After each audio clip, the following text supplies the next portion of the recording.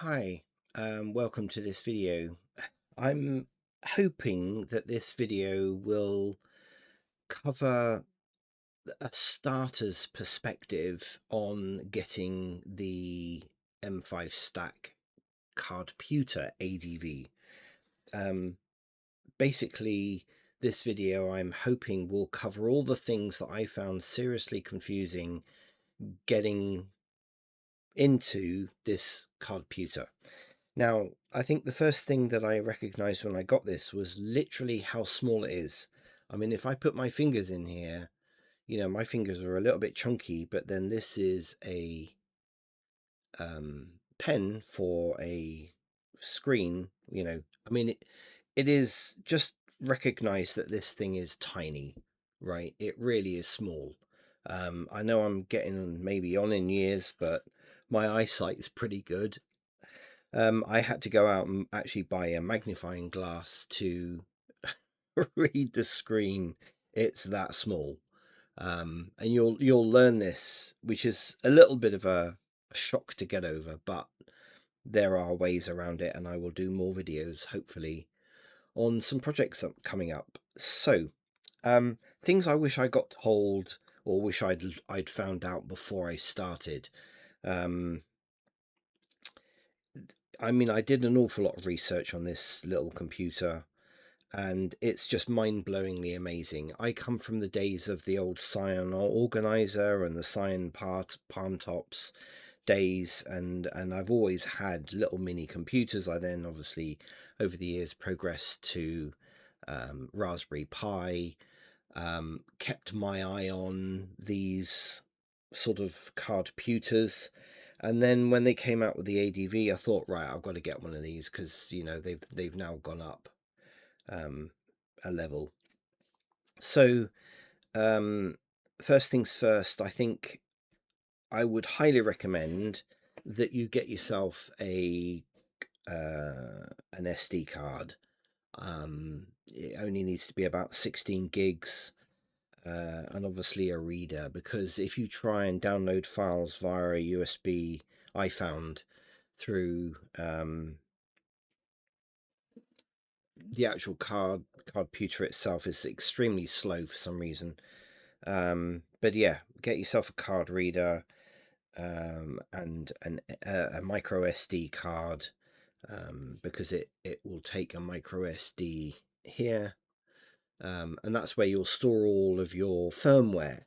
Okay, and it will become quite obvious later on what firmware is. This is a reset button here, if you didn't know that already, and this seems to be a go button, which we'll learn a little bit later on, and obviously the on-off switch. So I trust that you've probably done your own research, looked at a few other videos, and got completely confused about what you can do with this device. So basically, we're going to go through the basics, right? There's kind of two ways to switch this little device on. One, which is the little on-off button at the top there. It gets loaded with this kind of demo. They're calling it a demo piece of software, which gives you a very brief overview of what this thing is actually capable of, which is pretty neat. Now, if you turn the device off and then go and plug a USB, this is a cable to my computer. If I go and plug that in, it also switches it on, despite the fact that the hardware has got, the switch is off, right? I found that a little bit confusing, but it's obviously just the way it's been built, right? So now obviously this is connected to my computer, right? Now, I would highly recommend that you first off, before you do anything else, find out what on earth the COM port is of your device, that your device is actually using, okay, that the Cardputer is using. So the easiest way of doing that is to right hand click. I'm using Windows, okay. Right hand click on the start button and go to device manager. you'll then get this screen come up. You can then go down to ports, and I know, because I've done this a lot, and you can do this yourself actually, if you have this open and you disconnect the cable, right, it will refresh, and oh look, you know, the COM port disappeared, and if you plug it back in again, you'll see which COM port comes up, and in my case it happens to be COM10. On your computer it might be completely different, but this, always remember what this COM port is, because that's the port that pretty much everything else to do with this Cardputer uses when you're connecting to your computer, right? So first of all, learn that bit. There are some other ground rules, if you like, I think, or ground or foundation things, which I think are really useful, and just stop the whole confusion thing when you start exploring on how to want to use this. Now, obviously, some people just want to download some firmware images and start playing with their device straight away, or you might want to move on to coding and programming and building apps yourself and experimenting, right? So I think laying the foundations for this to be used smoothly without getting really too confused is what the aim of this video is. So I would highly recommend that you obviously first of all go to the M5 Stack website, right, first off, because then becoming familiar with the whole, I mean, it's a massive community of creators and developers, etc., that use this device. So they've got lots of options. They've obviously got a store. I mean, you know, this is the ADV, the Cardputer. I mean, M5 Stack do a whole range of different devices, which is just mind-blowing. UI Flow is the coding, you know, the IDE, the web IDE. It's all web-based now. They don't do the app on your computer anymore. So that's all been terminated, as it shows you down here. And the web app is brilliant. I mean, it works, you know. Moving on from here, they've got if you go to the About Us, you've got the Project Hub, which I've already got open here. Again, like, you can just get a lot of inspiration and ideas about the power of these devices. I mean, it's just, you know, really quite mind-blowing. So if we go back to the website, the other thing under the About Us, which is, again, moving forward, is the forum. Now, they actually recommend on their official videos that you register on the forum. Okay, now when you open up the forum, it kind of looks like this. And there's a reason why they want you to register, okay? Because it makes life easier when you want to do coding, which wasn't made blatantly obvious to me. And also when you want to use their, I guess, their burning software. If we go back to their website, if you go down their firmware burning tool, okay, Windows, Mac, and Linux OS. When I first got this device, I didn't really quite understand the whole process of this. But yeah, M5 Burner is their tool for burning firmware onto the Cardputer.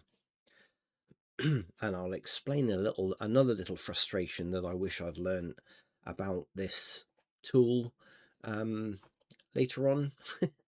So I would, going back to the forum, the M5 Stack community forum, definitely register yourself, create an account on there, and get things on, and it'll become obvious later on. But I found it really frustrating when I was trying to do some coding, and then found out that you actually needed to have an account to do coding in order to use the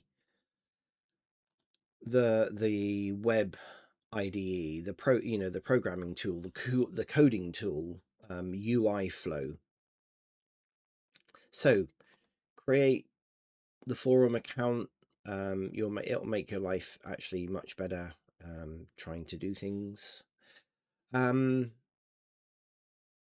then I would say the next thing to do would be to download the M5 burner.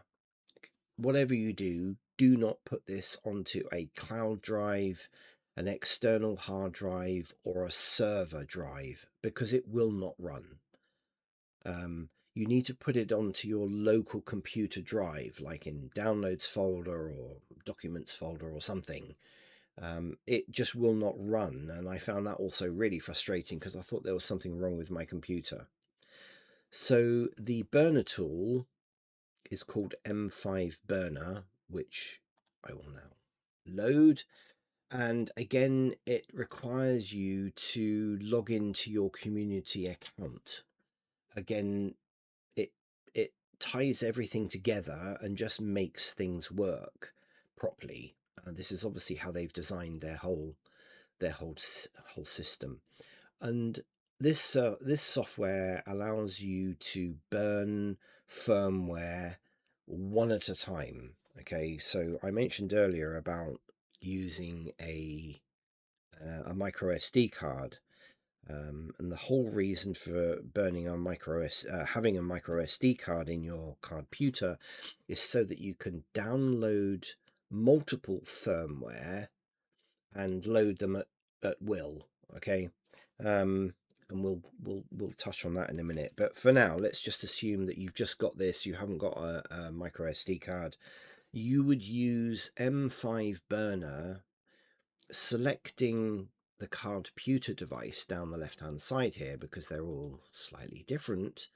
And this is another thing that can be a bit confusing, because you click on this and not, may or may not. I mean, it could just be me. But anyway, you select Cardputer, and then of course you have a list of all the firmware that will work with your Cardputer.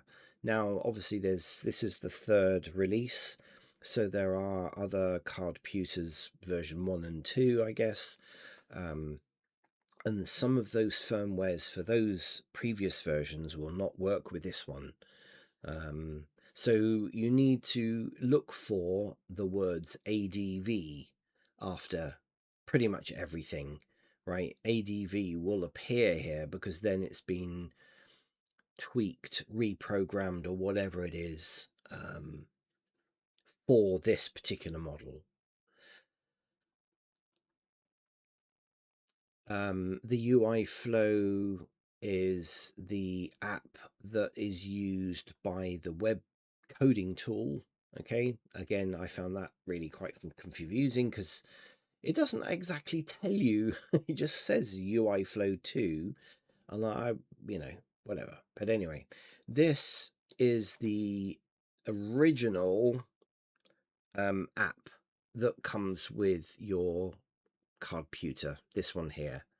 So the Cardputer ADV user demo, it's called. Again, you'll notice that the little green badge there saying official is the kind of firmware that is approved and comes from M5 Stack.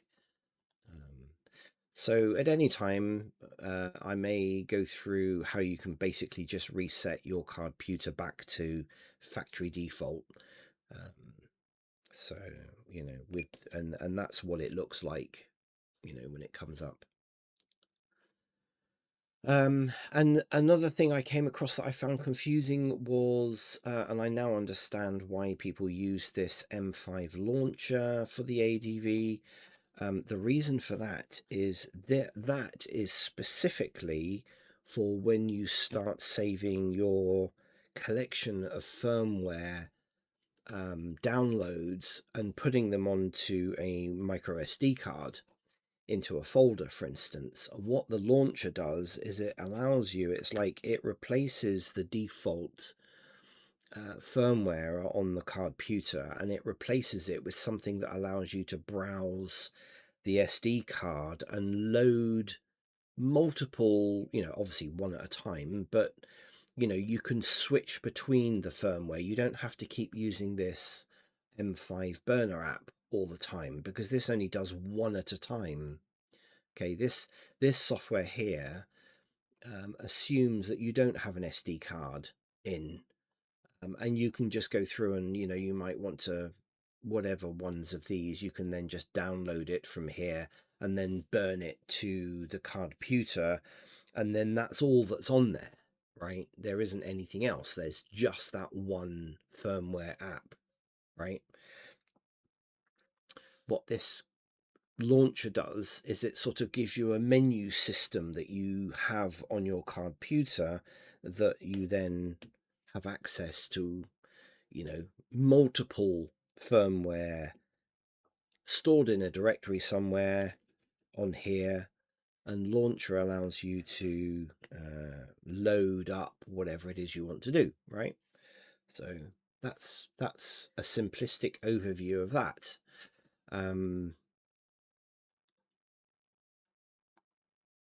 Okay, very briefly, let's go back here. So this overview is just giving you some pointers on a newbie's perspective of how to get around the things that you need, what the things that you want to actually do. You can also go to the launcher GitHub website, which is very much the same as actually trying to burn. It depends on what you're used to doing, right? So you can actually burn launcher from here, which is pretty straightforward and easy to do, or you can just flash that particular launcher firmware from here, and then you can go through and open up the firmware catalog that way, right? Which is quite handy. It's kind of almost one and the same thing, although this is a kind of an unofficial website. But it's obviously very, very popular and a lot of people use it. And I personally haven't had a problem with this.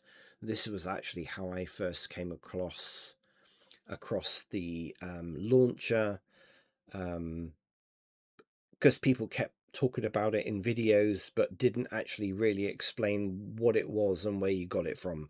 So you would click on the latest release, select your device, Cardputer ADV, and then you would click on connect, right? And this is where you would then come up with you need to remember that your COM10 is connected to via the serial cable to your Cardputer. So you would select that, and it's actually called USB JTAG serial debug unit.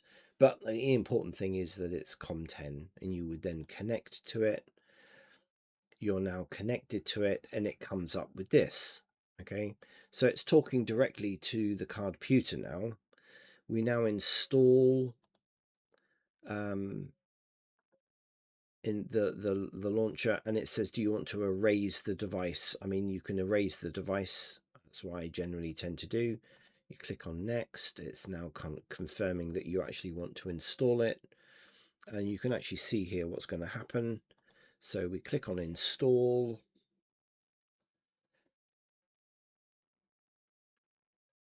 and then you'll see that happening. Now, I found that the launcher is the best way to load multiple firmwares really, really quickly, because they're all stored on your SD card, right? So instead of having to keep connecting up your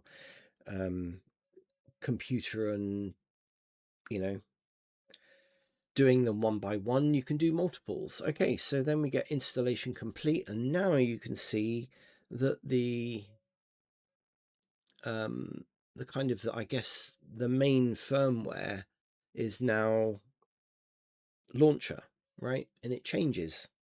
And then you can arrow around, and this is in itself quite a neat little utility. Of course, if we unplug the USB, the device goes off, because it's obviously switched on by being plugged into the USB. But then if every time we now switch this device on, comes up with launcher, and we get the menu. Now the other thing to bear in mind, you will get an extra bit on this menu here when you've got an SD card plugged in.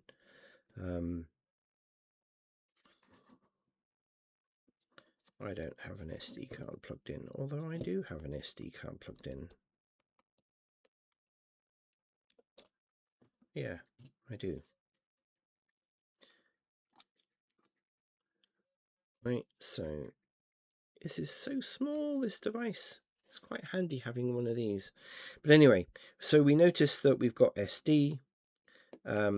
We press enter on there, and literally I've stored everything under a folder called firmware, and you can use the arrow keys to go up and down. You know, you don't have to call it firmware, you can call it absolutely anything you like, right? So you press enter on there, and here I've obviously on the SD card I've saved all of these firmware apps, you know, so you just go up there.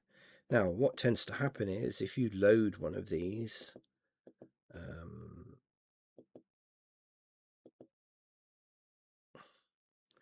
what can I load that's not going to cause, well, it doesn't really matter.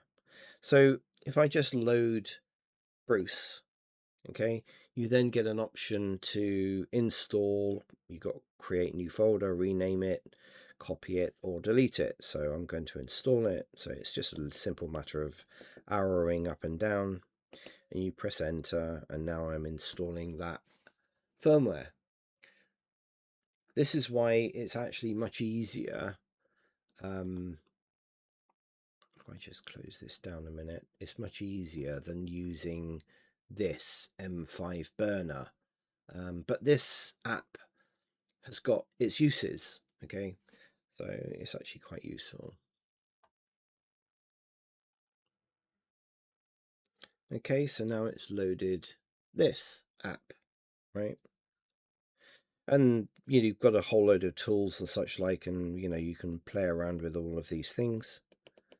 Okay, right, so if I now turn the device off, right, something to bear in mind, another thing that I found a little bit confusing was when you switch it on, you get launcher come up. If you press enter straight away, when that first screen comes up, you're then taken back into this launcher configuration screen.